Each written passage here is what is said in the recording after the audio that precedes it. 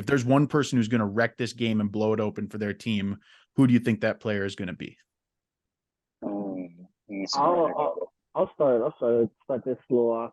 If I'm talking about offense on the offensive side of the ball, I think if the Chiefs want to have a big day on offense and not have to lean super heavy into the defense, I think MVS is going to have another great performance just as he did against the Bengals. Yeah. He did have a ton of huge catches. On defense for the Chiefs, I'm going to have to say Nick Bolton.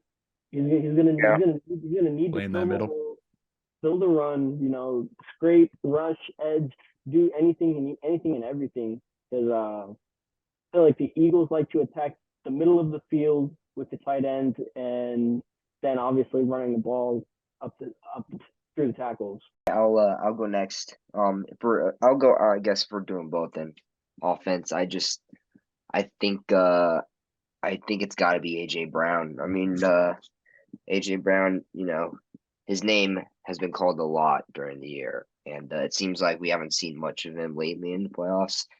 And I just think this little 2-week hiatus, getting Jalen Hurts fully healthy, that connection is just going to be stronger than ever in the Super Bowl, and AJ Brown's just going to have a crazy game. Defensively, though, I don't think you can stay away from Hassan Reddick. I mean, Hassan Reddick in his first Super Bowl, going back to the stadium where his whole career started. Played his first 4 or 5 years with the Cardinals. As soon as he started to pop off, went to Carolina. Now he's with Philly, and that beast of a defense playing in his old stadium, sitting in his old locker room, benching on his old sideline. It's just couldn't be more perfect for Hassan Reddick to just have a crazy game and turn the game around defensively. Trev, do you want to go next or you want me to go next? Yeah, I'll go. I could see this game, Eagles getting off to a very quick start, going up probably 14 early, and the Chiefs having to play catch up the whole time. You know what that means? That's that Patrick Mahomes or Travis Kelce all day long. I could see Travis Kelce with 15 plus receptions in this game. Damn. And then defensive, shoot, you could pick anybody on the defensive line of the Eagles to really have a game. I like Javon Hargrave, a couple sacks. Former Steeler. Trying to catch that bag in the offseason. Needs a big game in the Super Bowl. Yeah. I'm gonna go with a little bit of a different path, I guess you could say.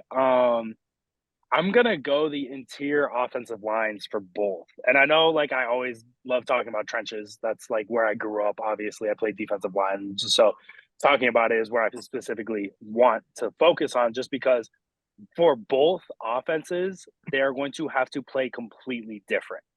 The one thing for the Chiefs offensive line, I'm terrified, even though they are amazing pass blockers, you're still playing probably the best interior defensive line that you played all season.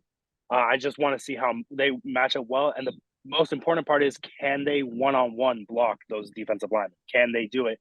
And can they get push on the offensive line? Because the Chiefs' run game hasn't been good all season.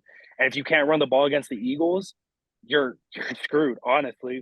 That's the one thing the Niners could do, even without a quarterback, was run the ball. But if the Chiefs can't even do that, they're going to be in horrible situations with Patrick Mahomes' busted ankle.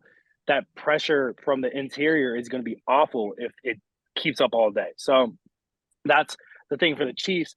But I want for the Eagles' interior offensive line, who there was a report, all 10 of their offensive linemen graded as top 10 PFF, which is insane. But matching up purely with Chris Jones, who has the opportunity to game wreck at literally any point in the game, I need to see how, honestly, Jason Kelce does. And this is no disrespect to Jason Kelce. Obviously, he's the best center in the league.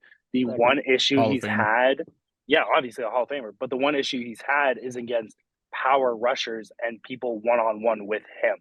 If he doesn't get a chip, if he doesn't get any help, I can see Chris Jones having a field day with him. And that's not because Jason Kelce isn't the best center in the league. It's because Chris Jones is that much bigger and stronger than Jason Kelce. So we'll see. It's really going to come down to that interior. I feel like those offensive tackles are going to have a fun time trying to deal with the pass rushers on the outside. I think less with the Eagles, more with the Chiefs. Happy to deal with Hassan Reddick and Josh Sweat, but I don't know. The interior offensive lines are really going to be I feel like the factor in these games, which sounds crazy to say. Yeah, for defense, definitely got to go Chris Jones. That guy, I mean, he game wrecked against the Bengals. You could point to him possibly being the reason they won that game, like take away all the bad calls and bullshit ref stuff. Chris Jones just ate all day long. Facts. And finally had that kind of playoff breakout almost, getting all the sacks and shit. But even just against the run, he's such a bruiser in the middle and just so good at leaving his imprint on the game.